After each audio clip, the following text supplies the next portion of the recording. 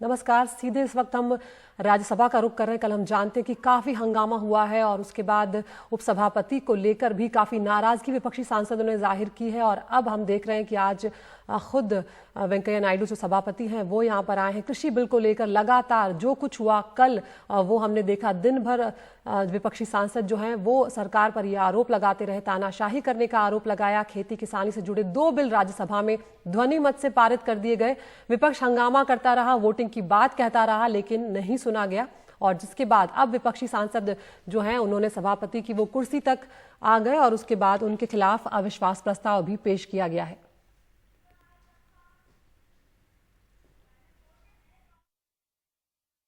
Category 3. Total elimination of practice of manual scavenging. Yes, sir. Sir, I rise to speak on the socially important issue of manual scavenging. Manual scavenging is a problem that needs immediate attention. Scavenging of sewers and gutters manually goes against human dignity. It promotes discrimination in our society as only persons belonging to particular society or section are engaged in manual scavenging. Besides, the scavengers are not provided with safety equipment, resulting in threat of life arising out of toxic gases that emanate from the gutters. We have been very progressive in our outlook, but have somehow failed in stopping this practice altogether. There have been 2 laws passed by Parliament. और हम रुक करते हैं हमारे सहयोगी हिमांशु शेखर का। हिमांशु, कल जो कुछ राज्यसभा में हुआ वो हम सब ने देखा। विपक्षी सांसद जो हैं वो लगातार बात कहते रहे, लेकिन हिमांशु अगर लोकतंत्र के तकाजे की भी बात की जाए तो बहस कम से कम की जाती है, बात कम से कम सुनी जाती है। और अगर एक भी सांसद कहता है तो वोटिंग जो है उसको माना जाता है, वोटिंग की जाती है। लेकिन कल ऐसा कुछ भी नहीं हुआ।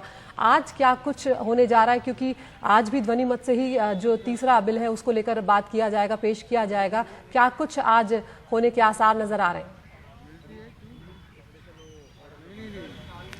देखिए, सबसे पहले तो दोनों ही पक्ष अपने अपने डिमांड पर अड़े हुए हैं कि कल जो कुछ हुआ उसके लिए कौन जिम्मेदार है, ये एक बड़ा सवाल है। क्योंकि कल विपक्ष की तरफ से कई विपक्षी दलों के सांसदों ने ये कहा था कि वो एक नो कॉन्फिडेंस मोशन लाने का उन्होंने फैसला किया है राज्यसभा के उपसभापति के खिलाफ। क्योंकि कल जब बिल पर वोटिंग हो रही थी उस दौरान विपक्षी सांसदों ने मांग की थी कि इस पर डिवीजन कराया जाए, लेकिन उपसभापति तैयार नहीं हुए और उन्होंने ध्वनि मत से ही न सिर्फ संशोधनों को बल्कि जो सेलेक्ट कमेटी को भेजने का भी जो एक मोशन विपक्ष के कुछ सांसदों की तरफ से मूव किया गया था उस पर ध्वनि मत से ही राज्यसभा का मत लिया था।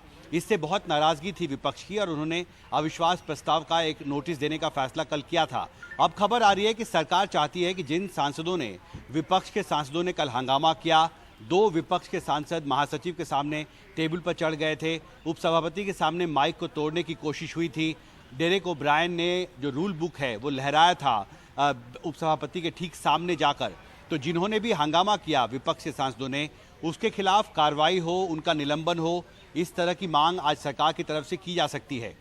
खबर है कि जो संसदीय कार्य मंत्री हैं वो एक प्रस्ताव रख सकते हैं आज सदन में कल जो विपक्ष के सांसदों ने हंगामा किया उनके खिलाफ कार्रवाई करने को लेकर। दूसरी तरफ विपक्ष भी अड़ा हुआ है कि उपसभापति के खिलाफ वो अविश्वास प्रस्ताव लाना चाहते हैं। तो एक बहुत ही अप्रत्याशित जो कल स्थिति थी, मुझे लगता है कि आज भी इस पर काफ़ी हंगामा हो सकता है। अदिति जी, हिमांशु आप बने रहिए हमारे साथ। हम हमारे पॉलिटिकल एडिटर अखिलेश शर्मा का रुख करते हैं, क्योंकि जिस खबर की आप जिक्र कर रहे हैं वही खबर अखिलेश यहाँ पर लेकर आए और सूत्रों के हवाले से यही खबर आ रही है कि सरकार जो है अब ये मन बना रही है यहाँ पर ये प्रस्ताव लाने को लेकर। जी अखिलेश, पूरी जानकारी आप विस्तार से बताएं, क्योंकि कल जो कुछ हुआ है उसके बाद अब जो सांसद हैं, विपक्षी सांसद, उनके खिलाफ कार्रवाई हो सकती है।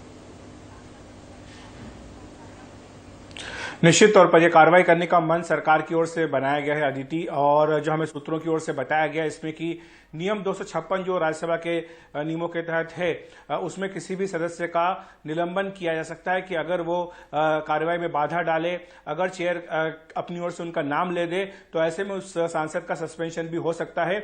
उसी नियम के तहत एक प्रस्ताव केंद्र सरकार अपनी ओर से लाने की योजना बना रही है, जो कि आज अब से कुछ देर बाद राज्यसभा में लाया जा सकता है। बताया गया है कि इसमें उन तमाम सांसदों के नाम हो सकते हैं विपक्ष के जिन्होंने कल हंगामा किया था। कल काफी देर तक जो है राज्यसभा सचिवालय की ओर से फुटेज भी मंगवाया गया था, फुटेज का अध्ययन किया गया कि किस सांसद ने क्या क्या किया है। इसमें कुछ सांसद जो है खास तौर से जो हंगामा करते हुए नजर आए हैं उनको चिन्हित किया गया है, जिसमें कि संजय सिंह आम आदमी पार्टी के हैं, जो कि राज्यसभा महासचिव के सामने की जो टेबल उस पर चढ़ गए थे, उस पर नारे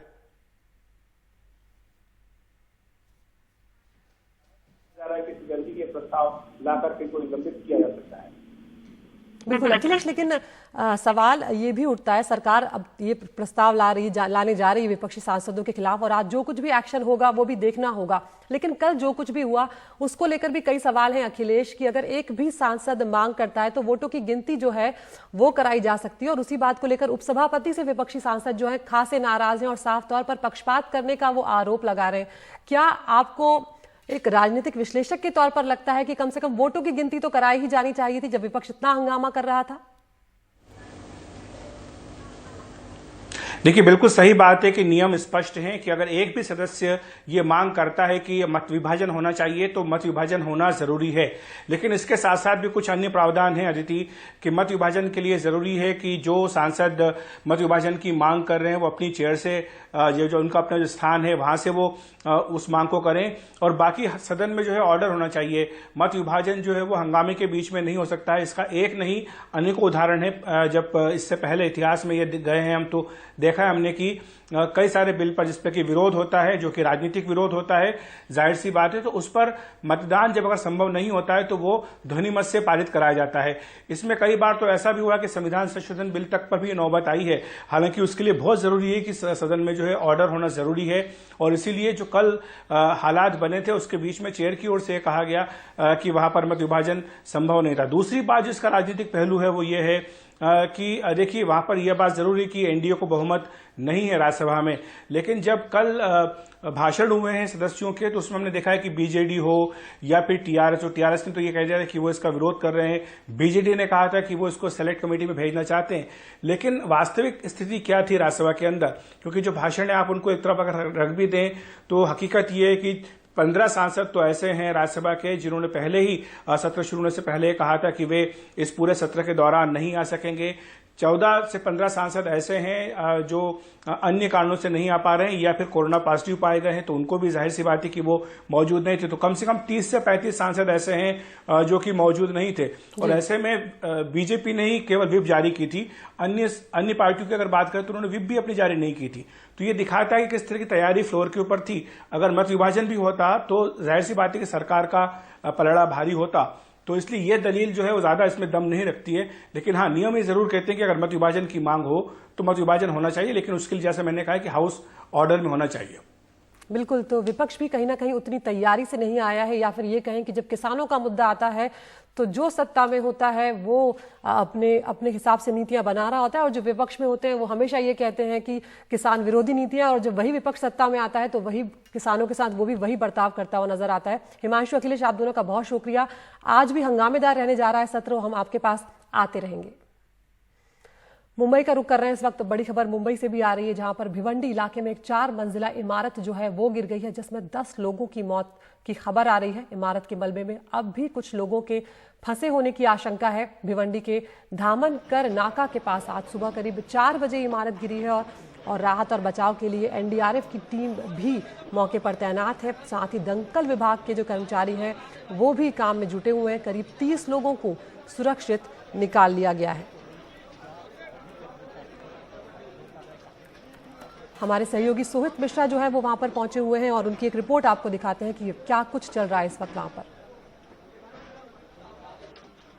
मुंबई से सटे भिवंडी इलाके में अगर बात की जाए तो सोमवार सुबह करीबन 3 बजे जिलानी नामक एक इमारत है, जिसका एक हिस्सा आप देख सकते हैं कि वो ढह गया है, और राहत और बचाव का काम जारी है। दरअसल 3:45 के करीब ये जो इमारत है उसका हिस्सा ढहा है। तब से ही लगातार जो लोकल अथॉरिटीज़ हैं, पुलिस हैं, फायर ब्रिगेड है, और बाद में एनडीआरएफ भी यहाँ पर पहुँच चुका है, और राहत और बचाव का काम जारी है। जिस तरह से आप दृश्यों में देख सकते हैं, ये जो पूरी इमारत थी उसका एक हिस्सा ढह गया, और इसलिए आप देखेंगे कि जो दूसरा हिस्सा है वो अभी भी उसी तरह से मौजूद है। इमारत का नाम जिलानी इमारत बताया जा रहा है। करीबन 40 साल पुरानी इमारत इसे कहा जा रहा है। कई परिवार यहाँ पर रह रहे थे, क्योंकि रात का समय था, तो ज़्यादा लोगों को अंदाज़ा नहीं था कि आखिर ये इमारत ढह रही है या क्या हो रहा है, इसलिए ज़्यादा लोग इमारत ढहने से पहले बाहर नहीं निकल पाए, ये जानकारी मिली है। जैसे कि आप देख सकते हैं अभी भी राहत और बचाव का काम जारी है। अब तक 8 लोगों की मौत हुई है, 5 लोगों को रेस्क्यू एनडीआरएफ ने किया है, लोकल अथॉरिटीज़ और लोकल लोगों ने मिलकर और 20 लोगों को निकाला है। फिर भी 20 से 25 लोगों के मलबे में दबे होने की आशंका बताई जा रही है। जिस तरह से आप देखेंगे कि जो इलाका भी है वो इतना छोटा है कि यहाँ से मलबे को बाहर निकालने में भी परेशानी हो रही है।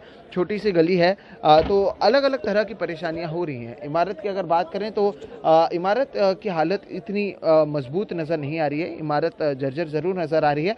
हालांकि ये जांच का विषय है कि इमारत ढहने की क्या वजह है, एक तरफ का जो इमारत ढह गया है उसके लिए कौन जिम्मेदार है और क्या किसी के ऊपर कार्रवाई होती है या नहीं, ये देखना होगा। बहरहाल अगर देखा जाए तो राहत और बचाव का काम जारी है, मलबा हटाने का काम जारी है। जो जानकारी मिली है कि कुछ लोगों को अंदाज़ा है कि यहाँ पर किसी के दबे होने की बात की जा रही है, जिसकी वजह से जो वहाँ पर राहत और बचाव का काम किया जा रहा है। बहरहाल जब ये सारी चीज़ें निकलेंगी तब पता चल पाएगा कि आखिर वजह क्या थी इस इमारत के ढहने की। अभी जो राहत बचाव का काम जारी है उसमें एनडीआरएफ की बात करें, पुलिस की बात करें, फायर ब्रिगेड की बात करें या लोकल म्युनिसिपल अथॉरिटीज़ की बात करें, वो सभी लोग यहाँ पर मौजूद हैं। कई सारी चीज़ें जांच का विषय है कि क्या इमारत की हालत ख़राब थी, क्या इमारत को कोई नोटिस दी गई थी या नहीं। देखिए ये सारी बातें बाद में पता चलेंगी। जब तक राहत और बचाव का काम खत्म नहीं होता है तब तक इसी तरह से एनडीआरएफ, पुलिस और जो लोकल अथॉरिटीज़ हैं उनकी मदद से मलबा को हटाने का काम किया जाएगा। भिवंडी से सोहित मिश्रा, एनडीटीवी इंडिया। और एक बार हम रुक करते हैं हमारे सहयोगी सोहित का, जो इस वक्त भिवंडी में मौजूद है जहां पर ये हादसा हुआ है। सोहित, तस्वीरें बहुत डरा देने वाली है, दर्दनाक तस्वीरें हैं। जिन लोगों की मौत हुई है उनमें कौन कौन शामिल हैं और इस वक्त राहत और बचाव के काम को किस तरह से लिया जा रहा है, वहां पर क्या कुछ किया जा रहा है, क्योंकि मलबे में से सुरक्षित और जिंदा बाहर निकालना लोगों को सबसे बड़ी प्राथमिकता होती है। बिल्कुल अदिति, ये बात बिल्कुल की कोशिश करूँ तस्वीरों में। तो ये जो आप देख रहे हैं ये वो इमारत है, जिलानी इमारत, और ये तीसरी मंजिल है जो पूरी तरह से बैठ गई है। ये जो सामने आप देख रहे हैं ये पूरी जिलानी इमारत ही है, जिसका हिस्सा आप देख सकते हैं कि कितना खराब हो चुका है, और जो दूसरा आधा इमारत जो ढह गई वो पूरी तरह से बैठ गई थी। आप अभी जो तस्वीरों में देख रहे हैं ये एनडीआरएफ की टीम है और जो लोकल अथॉरिटीज़ हैं वो लोगों को निकालने का काम कर रहे हैं। बार बार स्पीकर से भी कहा जा रहा है कि अगर कोई अंदर है तो आवाज़ दो। अभी एक स्ट्रेचर भी भेजा गया है, तो ये देखना अहम होगा कि क्या लोगों को बाहर निकाला जाता है और कितने लोगों को निकाला जाता है। मरने वालों में अधिकांश महिलाएं शामिल हैं। अब तक 10 लोगों की मौत हुई है और उसके अलावा 30 से ज़्यादा लोगों को जो है राहत बचाव में बाहर निकाला गया है। आप सोचिए ये जो तीसरी मंजिल है अदिति, जो हम तस्वीर दिखा रहे हैं, ये तीसरी मंजिल है जो बैठ गई है। यानी ये जो सामने देख रहे हैं ये जो ऊपर का आपको हिस्सा दिख रहा है, ये जो टेरेस है उसी से सटा हुआ ये टेरेस था जो पूरी तरह से दब गया और नीचे आ गया। तो आप सोचिए कि हालात कितने खराब थे और जो इमारत है वो पूरी तरह से बैठ गई। बहरहाल जैसे कि मैंने कहा कि लोकल अथॉरिटीज़ और बाकी लोगों की मदद से मलबे को हटाने का काम जारी है, लेकिन जो रास्ते हैं वो इतने छोटे हैं, जो गलियां आप देख रहे हैं वो इतनी छोटी हैं कि लोगों को नहीं पता कि आखिर मलबा को कितनी जल्दी बाहर निकाला जा सकता है। एक अच्छी बात यह है कि बारिश नहीं हो रही है, लेकिन जिस तरह के हालात हैं उसमें भी जल्दी राहत और बचाव का काम खत्म होता हुआ नजर नहीं आ रहा है। अब भी 25 से 30 लोग इस मलबे में दबे होने की बात सामने आ रही है कि 25 से 30 लोग इस मलबे में दबे होंगे। इसलिए पुलिस की बात करें, लोकल अथॉरिटीज़ की बात करें, एनडीआरएफ की बात करें, सभी ज़रूर मौजूद हैं। और भी लोग आपको मैं दूसरी तरफ तस्वीर में दिखाऊं, ये देखिए यहाँ से भी मलबे को हटाने का काम लगातार किया जा रहा है, लेकिन जब तक मलबा नहीं हटाया जाता है और जब तक राहत और बचाव का काम जारी रहेगा, और काफ़ी मुश्किल का सामना करना पड़ रहा है अगर बात की जाए, क्योंकि मलबा बाहर जब तक नहीं निकला तब तक और मलबा को हटाया नहीं जा सकता। और जिस तरह से इमारत पूरी तरह से बैठ गई है उससे भी कहीं ना कहीं परेशानी बढ़ गई है कि नीचे और कितनी इमारत मतलब कितने नीचे तक गई है और कितने लोग हैं उसका अंदाजा लगाने को मुश्किल हो रहा है। बिल्कुल, बहुत शुक्रिया सोहित इस जानकारी के लिए। तो ये 3 मंजिला इमारत है जिसकी हमें छत इस वक्त नजर आ रही है, पूरी तरह से दब चुकी है, बैठ चुकी है, और अभी भी कुछ लोग अंदर दबे हुए हैं जिनके लिए राहत और बचाव का काम किया जा रहा है। कई बार जर्जर इमारतों में प्रशासन के कहने के बावजूद लोग खुद हटते नहीं है, उनके पास विकल्प नहीं होते, कई बार प्रशासन की लापरवाही होती है और इस तरह से लोगों की जान यहाँ पर जो है वो चली जाती है। 10 लोगों की मौत हो गई है। इस खबर पर हम अपडेट देते रहेंगे। फिलहाल एक ब्रेक के लिए रुक रहे हैं।